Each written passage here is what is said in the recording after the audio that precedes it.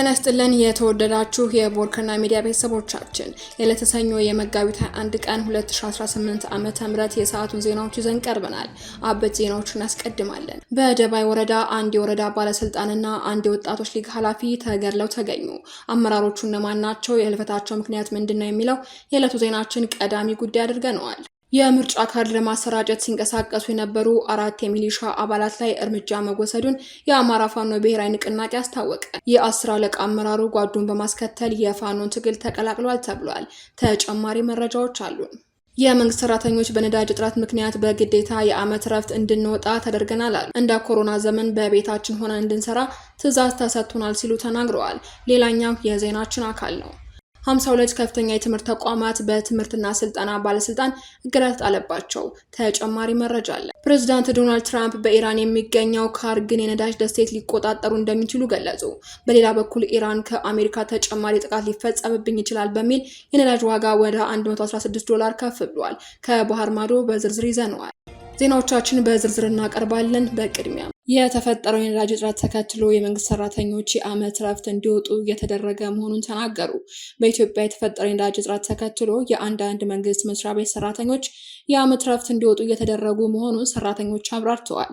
ስማቸው እንዳይገለጽ የጠየቁ ሰራተኞቹ በተፈጠረው የነዳጅ እጥረት የተነሳ የመንግስት ሰራተኞች የዓመት ረፍት እንዲወጡ እየተደረገ ነው ብለዋል። የኢትዮጵያ መከላከያ ኢንጂነሪንግ ኢንዱስትሪ ግሩፕ መጋቢት 15 ቀን 2018 ዓ.ም የድርጅቱ ሰራተኞች ለሆኑ የሰራዊት አባላትና ሲቪሎች በሙሉ በሁለት ቀናት ውስጥ እረፍት እንዲወጡ ማዘዙንም ቦርከና ከተመለከተው ማስታወቂያ ማረጋገጥ ችሏል።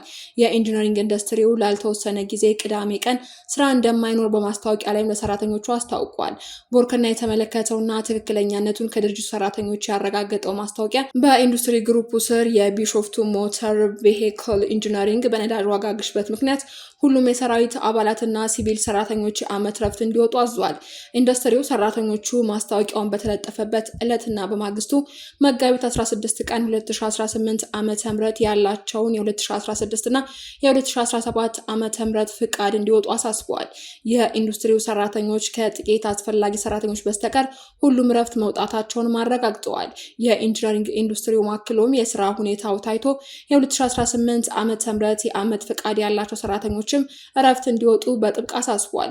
አሜሪካና እስራኤል በኢራን ላይ የከፈቱትን ጦርነት ተከትሎ የዓለም 20% ነዳጅ መተላለፊያ የሆነው የሆርሙዝ ወሽመጥ በመዘጋቱ የተከሰተው የነዳጅ እጥረት በኢትዮጵያ ዋና ዋና ከተሞች የትራንስፖርት ዘርፍ ላይም ማነቆ ሆኗል። በኢትዮጵያ የተፈጠረው የነዳጅ እጥረትም ተከትሎ ናፍጣ የሚጠቀሙ ተሽከርካሪዎች መቸገራቸውን አሽከርካሪዎች ተናግረዋል። በአዲስ አበባና ሐዋሳ የሚገኙ አሽከርካሪዎችም ለመኪኖቻቸው ናፍጣ ለመቅዳት እስከ 3 ቀናት ድረስ በነዳጅ ማደያዎች ዙሪያ በመሰለፍ ለመጠበቅ መገደዳቸውን ተናግረዋል። በዚህ የተነሳ ተማሪዎችን የሚያመላልሱ ወደ አዲስ አበባ ለተለያዩ ጉዳይ የሚንቀሳቀሱ እንዲሁም የህዝብ ትራንስፖርት የሚሰጡ ተሽከርካሪዎች መቸገራቸውን አስረድተዋል። በተጨማሪም ይህ እጥረት ወደ ቤንዚን ይሸጋገራል የሚል ስጋት መኖሩንም የተሽከርካሪ ባለቤቶች ጨምረው ገልጸዋል። መንግስት የህዝብ ተቋማትና በመንግስት ስር የሚተዳደሩ ድርጅቶች ወሳኝ ያልሆኑ ሰራተኞችን የነዳጅ እጥረትን ለመቅረፍ በሚል እረፍት እንዲወጡ እያደረገ መሆኑ ተገልጿል። በአዲስ አበባና በሌሎች ከተሞች የሚገኙ አሽከርካሪዎችም ላለፉት 2 ሳምንታት በተፈጠረ የነዳጅ እጥረት የተነሳ ከፍተኛ መጉላላት እየገጠማቸውና የሚያደርጓቸውን ጉዞዎች ለመቀነስ መገደዳቸውን ተናግረዋል። በአዲስ አበባና ሐዋሳ በነዳጅ መቅጃ ስፍራዎች ረጃጅም ሰልፎች እንደሚታይ ለቢቢሲ አስተያየታቸውን የሰጡ አሽከርካሪዎች ሰልፉ አንዳንዴ ከ2 ኪሎ ሜትር በላይ ይረዝማል ብለዋል። አንድ አሽከርካሪ እኔ እድለኛ ነኝ፣ ትላንት እሁድ ከቀኑ 6 ሰዓት ላይ የያዝኩት ሰልፍ ዛሬ ጠዋት 3 ሰዓት ላይ ደርሶኛል በማለትም ነዳጅ ማግኘቱን ተናግረዋል። የነዳጅ እጥረቱን ለመቅረፍ ታስቦ እየተወሰደ ባለው እርምጃም ካለፈው ሳምንት አጋማሽ ጀምሮ መንግስት ወሳኝ ያልሆኑ ሰራተኞችን የዓመት ረፍታቸውን እንዲወስዱ እያደረጉ መሆኑን አስተያየት የሰጡ ግለሰቦች ተናግረዋል። በአዲስ አበባ የሚኖሩ ወላጆችም የነዳጅ እጥረቱ የተማሪዎችን መጓጓዣ ላይም ጫና መፍጠሩን ተናግረዋል። ልጆቻቸውን ራሳቸው እንዲወስዱ የተነገራቸው ወላጆችም እንዳሉ ሰምቻለሁ ያለው አንድ አሽከርካሪ ናፍጣ ማግኘት ለሁላችንም እጅግ ከባድ ሆኗል ብሏል። በማህበራዊ ሚዲያ ላይ የተመለከትናቸው አሽከርካሪዎችም የተፈጠረውን የነዳጅ እጥረት ተከትሎ አትክልትና ፍራፍሬ ጭነው ወደ ተለያዩ የአገሪቷ ክፍሎች የሚንቀሳቀሱ አይሱዞች ናፍጣ ለመሙላት ለቀናት በነዳጅ ማደያዎች ለመቆም በመገደዳቸው ባለመቻላቸው የተነሳ ጭነቶቹ እየተበላሹባቸው መሆኑን ከምስል ጋር ሲናገሩ ተመልክተናል። በተለይ ቲማቲም፣ ፓፓያና ሙዝ ጭነው ወደ ተለያዩ የሀገሪቷ ትልልቅ ከተሞች የሚጓዙ አይሱዞች በዚህ የተነሳ ስራቸውን ለመስራት መቸገራቸውንና የገበሬውን ምርት ለሸማች ማድረስ አለመቻላቸውን ይገልጻሉ። የአይሱዞች የነዳጅ ታንከር 100 ሊትር አካባቢ እንደሚይዝ የሚናገሩት እነዚህ አሽከርካሪዎቹ የነዳጅ አትክልት ይዘው ከሚያደርሱበት ከተማ የማድረስ አቅም እንደሌለው በማህበራዊ ሚዲያ ገልጸዋል። የኢትዮጵያ ነዳጅና ኢነርጂ ባለስልጣን ባለፈው ሳምንት ባወጣው መግለጫ ተጨማሪ ነዳጅ መያዣ ወይንም ሳልቫት ያላቸው ተሽከርካሪዎች እንዲያነሱና በፋብሪካ የተገጠመውን ብቻ እንዲጠቀሙ ማዘዙ ይታወሳል። ለቀናት ነዳጅ ለማግኘት በመንገድ ለመቆም ተገደናል የሚሉት እነዚህ አሽከርካሪዎችም በዚህም የጫኑት አትክልት ለብልሽት እየተዳረገ መሆኑን በምስል አስደግፈው ተናግረዋል። አሁን ላይ ወደ ተለያዩ የአገሪቷ ከተሞች ጭነትን የሚያመላልሱ የአይሱዙ ሹፌሮች አትክልት ለመጫን ፍላጎት እያጡ መሆኑን በመግለጽ ይህም ገበሬዎችን ሆነ ነጋዴውን ለኪሳራ እንደሚዳርግ በማህበራዊ ሚዲያዎቻቸው አጋርተዋል። በኢራን ጦርነት የተነሳ የሆርሙዝ ወሽመጥ መዘጋትን ተከትሎ በዓለም ነዳጅ ዘይትና የተፈጥሮ ጋዝ አቅርቦት ላይ ከፍተኛ ተጽዕኖ ፈጥሯል። በተጨማሪም በጦርነቱ የኢራንና ሌሎች የመካከለኛው ምስራቅ ሀገራት የነዳጅ መሰረተ ልማቶች ጥቃት እየተፈጸመባቸው ነው ብለዋል።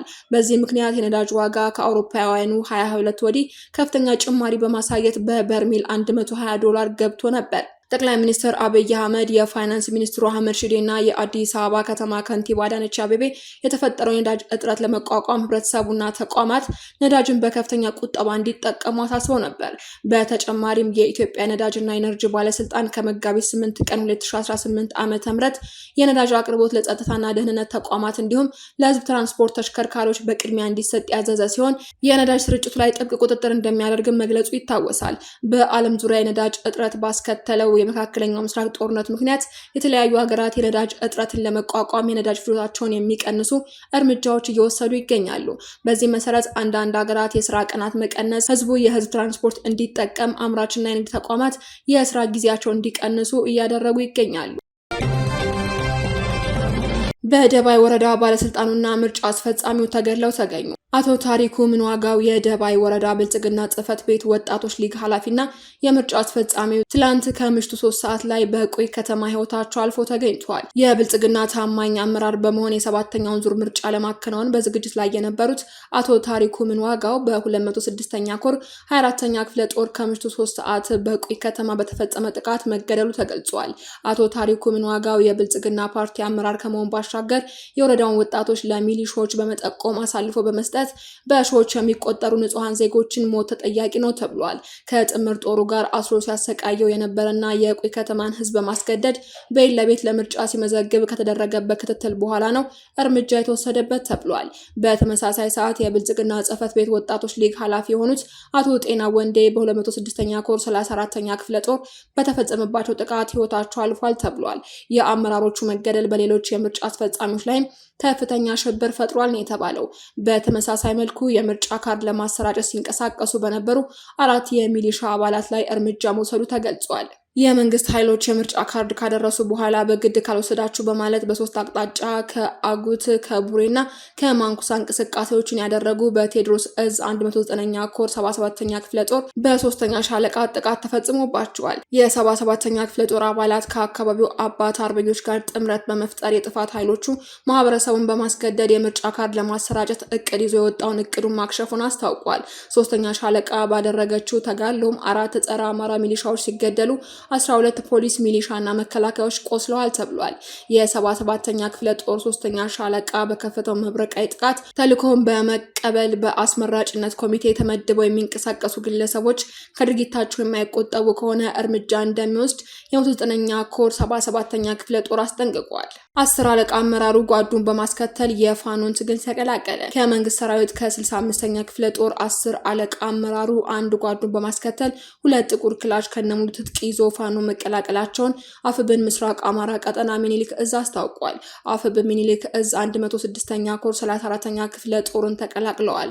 10 አለቃ አመራር የሆነው አንድ ጓዱን በመያዝ መጋቢት 20 ቀን 2018 ዓ.ም ከመቄት እስከ ስታይሽ ዳውንት በነበረው ጦርነት ከመከላከያ ጥርናፌ ማምለጥ እድል ያገኘው ሰራዊቱ የብልጽግና ስልጣን ማስጠበቂያ አንሆንም በማለት ወደ ፋኖ ተቀላቅለዋል። አመራሮችም አቀባበል አድርገውላቸዋል። 52 ከፍተኛ የትምህርት ተቋማት እገዳ ተጣለባቸው። የኢፌዴሪ የትምህርትና ስልጠና ባለስልጣን በመመሪያው መሰረት አስፈላጊው መስፈርት አላሟሉም ያላቸው 52 ከፍተኛ የትምህርት ተቋማት ከዘርፉ እንዲወጡ ውሳኔ ማሳለፉን አስታውቋል። ባለስልጣኑ መጋቢት 16 ቀን 2018 ዓ.ም ባወጣው ይፋዊ ደብዳቤ እንደገለጸው እነዚህ ተቋማት የታገዱበት በተደጋጋሚ ጥሪ ተደርጎላቸው የጥራት ማረጋገጫ ምዝገባ ስርዓት ውስጥ ባለመግባታቸውና የሚጠበቅባቸውን የትምህርት ጥራት መስፈርት ባለማሟላታቸው ነው ብሏል። ተቋማቱ በከፍተኛ ትምህርት ዘርፍ ተሰማርተው ለዜጎች የሚሰጡት ማንኛውም አይነት የትምህርት አገልግሎት በአስቸኳይ እንዲያቆሙ ታዟል። ተቋማቱ እስካሁን ባደረሱት ጉዳይ ላይ የሚመለከታቸው የክልልና የከተማ አስተዳደር፣ የፍትህ፣ የፖሊስና የንግድ ቢሮዎችን አስፈላጊውን ህጋዊ እርምጃ እንዲወስዱ ባለስልጣኑ ጠይቋል። ባለስልጣኑ ይህንን ውሳኔ ያስተላለፈውም የከፍተኛ ትምህርት ጥራትን ለመጠበቅና በዜጎች ላይ ሊደርስ የሚችለውን ጉዳት ለመከላከል እንደሆነ ገልጿል። ትራምፕ በኢራን ውስጥ ያለውን ነዳጅ ዘይት ደሴት ካርግን ሊቆጣጠሩ እንደሚችሉ ተናገሩ። የአሜሪካው ፕሬዝዳንት ዶናልድ ትራምፕ እሁድ ዕለት እንደተናገሩት በኢራን ውስጥ ያለውን ነዳጅ ዘይት መውሰድ እንደሚፈልጉና ከ90 በመቶ በላይ የኢራን ዘይት ወደ ውጭ የምትልክበት የካርግ ደሴት የኤክስፖርት ማዕከል ለመያዝ ማቀዳቸውን ገልጸዋል። ፕሬዝዳንቱ ከፋይናንሻል ታይምስ ጋር ባደረጉት ቃለ ምልልስ የእኔ ምርጫ ነዳጅ ዘይቱን መውሰድ ነው ብለዋል። እውነት ለመናገር የምወደው ነገር በኢራን ውስጥ ያለው ነዳጅ ዘይት መውሰድ ነው። ነገር ግን አንዳንድ የማይረቡ ሰዎች ለምን እንዲህ ታደርጋለህ ይላሉ። እነዚህ ግን የማይረቡ ሰዎች ናቸው ሲሉም አክለዋል። በዚህ ወር መጀመሪያ ላይ ከኤንቢሲ ኒውስ ጋር ባደረጉት ቃለ ምልልስ ትራምፕ የኢራን የነዳጅ ዘይት የመውሰድ እቅድ አሎት ወይ በሚል ለቀረበላቸው ጥያቄ መልስ ከመስጠት ተቆጥበው እንደነበር ይታወሳል። በወቅቱ እንደ ቬንዙዌላ በኢራን ያደርጉት እንደሆነ ሲጠየቁ ሰዎች ስለዚህ ጉዳይ አስበዋል፣ ነገር ግን ስለዚህ ጉዳይ ለመናገር በጣም ፈጥነዋል ማለታቸው ይታወሳል። በሌላ በኩል ኢራን አሜሪካ ወረራ ልትፈጽምብኝ የተዘጋጀች ነው ማለቷን ተከትሎ የነዳጅ መሸጫ ዋጋ በበርሚል $116 ገብቷል። አሜሪካና እስራኤል በኢራን ላይ ከከፈቱት ጦርነት በበርካታ የጦር ግንባር ተባብሶ በቀጠለበት በዚህ ወቅት ከ2 ሳምንታት በኋላ ለመጀመሪያ ጊዜ የነዳጅ ዋጋ ወደ ከፍተኛ ደረጃ ደርሷል። የዓለም አቀፉ መለኪያ የሆነው ብሬንት ክሩድ ሰኞ ማለዳ ከ3 በመቶ በላይ ጭማሪ በማሳየት በበርሚል ወደ $116 ከፍ ብሏል። ይኸው ጭማሪም ከማርች 19 በኋላ የመጀመሪያ ሲሆን በወቅቱ በበርሚል $119 ለአጭር ጊዜ በመድረስ የዓለም አቀፍ የነዳጅ ዋጋ ከፍተኛ ደረጃ ላይ እንዲሆን አድርጎታል። ይኸው ጭማሪ የተከሰተውም ኢራን ለአሜሪካ የመሬት ወረራ ዝግጁ መሆኗን ከተናገረች በኋላ ሲሆን የሀገሪቱ ፓርላማ አፈ ጉባኤ ቴህራን የአሜሪካ ወታደሮችን መምጣትን እየጠበቀች መሆኑን በማስጠንቀቅ እሳቱን ለማቀጣጠልና የቀጠናውን የአሜሪካ አጋሮች ለመቅጣት ዝተዋል። የቴህራን ማስጠንቀቂያ የተሰማውን በሳምንቱ መጨረሻ ላይ ግጭቱ እየጨመረ ባለበት ወቅት ሲሆን በኢራን የሚደገፉ ሁቲዎች በጦርነት ውስጥ ለመጀመሪያ ጊዜ በእስራኤል ላይ የሚሳኤሎችን ጥቃት ሲፈጽሙ፣ እስራኤል ደግሞ በደቡብ ሊባኖስ ላይ ወረራዋን በማስፋት ላይ ትገኛለች። ይህ በእንዲህ እንዳለ የመካከለኛው ምስራቅ ሀገራት አሁንም የጥቃት ኢላማ ሆነዋል። ትራምፕ ዩናይትድ ስቴትስ በሆርሙዝ የባህር ዳርቻ ላይ ኢራን ክፍያ ለማስከፈል ማንኛውንም እንቅስቃሴ ከጀመረች ሰርጡን እዘጋዋለሁ ሲሉም ዝተዋል። በ2 ደቂቃ ውስጥ መዝጋት እንችላለን፣ ጭንቅላትን ቀና አድርገህ እስክትመለስ ሰርጥን ይዘጋል ብለዋል። የሳውዲ አረቢያ መከላከያ ሚኒስቴር ወደ ምስራቅ የሀገሪቱ ግዛት የተወነጨፉ 5 የባላስቲክ ሚሳይሎችን ማግኘቱን አስታውቋል። በኢራን ውስጥ ዛሬ ትልቅ ቀን ነው። በዓለም ላይ እጅግ በጣም ጥሩና ገዳይ በሆነው በታላቁ ኃይላችን ለረጅም ጊዜ ሲፈለጉ የነበሩ ኢላማዎችን ወድመዋል ሲሉ ትራምፕ በኢራኑ የአሜሪካ ጦር ያደረሱትን ጥቃት አስመልክተው አጭር መግለጫ አውጥተዋል። ኢራን በደቡባዊ እስራኤል የኢንዱስትሪ ዞን ላይ በፈጸመችው ጥቃትም በኬሚካል ፋብሪካ ላይ እሳት በማስነሳት አደገኛ ንጥረ ነገሮች እንዲያፈተልኩ በማድረግም ለአጭር ጊዜ ድንጋጤን ፈጥሯል። ኢራን በኩዌት በፈጸመችው ጥቃትም የኃይልና ጨዋማ ውሃ ማምረቻ ጣቢያዎች ላይ በደረሰው ጉዳት አንድ ህንዳዊ ሰራተኛ መገደሉ ተሰምቷል። ኩዌት ሰው አልባ አውሮፕላኖችና ሚሳኤሎችንም በመጥለፍ ላይ መሆኗን ገልጻለች። የእስራኤል ወታደራዊ ኃይል ዛሬ ሰኞ ማለዳ የኢራን መንግስት መሰረተ ልማቶችን በቴህራን በኩል እያጠቃ ነው ሲልም አስታውቋል። የአውስትራሊያው ጠቅላይ ሚኒስትር አንቶኒ አልባኒዝ አሜሪካና እስራኤል በኢራን ላይ በከፈቱት ጦርነት ምክንያት መንግስታቸው በነዳጅና በናፍጣ ላይ የሚጣለውን ቀረጥ በማንሳት ያለውን የአቅርቦት ችግርና ከፍተኛ ወጪ ለማገዝ እየሰራ ነው ብለዋል። ሂዝቦላ በእስራኤል ምዕራባውያን ገሊላ ግዛት በሾሜራ ሰፈር ላይ ዛሬ ማለዳ የሰው አልባ አውሮፕላን ጥቃት ማድረሱን አስታውቋል። የእስራኤሉ ጠቅላይ ሚኒስትር ቤንያሚን ኔታንያሁ ወታደሮቻቸው በደቡብ ሊባኖስ ተጨማሪ ግዛት እንዲይዙ ማዛቸውን ተናግረዋል። አድማጮቻችን፣ የሰዓቱ ዜናዎቻችን ተጠናቀዋል። ስለተከታተላችሁ እናመሰግናለን። ሰላም።